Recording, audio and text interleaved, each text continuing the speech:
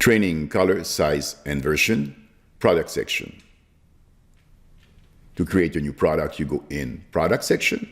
We can see the different product. We'll be using new of the action menu, creating description and code, and selecting a size range and a size breakdown. That will be used into customer order. To create the new size range, you go into list. You have the different list for all the software, size range. If we select one, we can see the sizes. To create a new one, we create first the name of the size range, selecting that size range and adding individual sizes. Small, medium, large.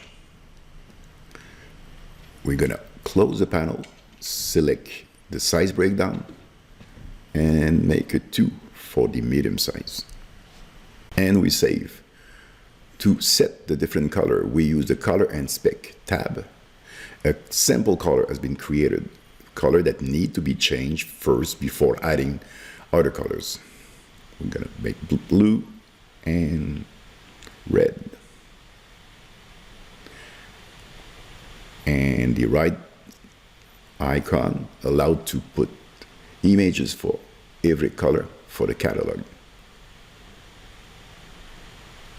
For the blue and for the red. If we click on the eyes icon, we can see the different images. Product can exist in different versions.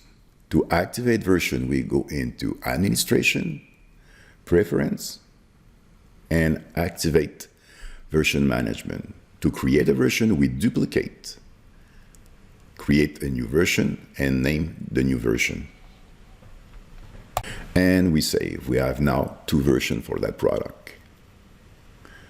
In product, in search, to search our version, we add the asterisk character after the code.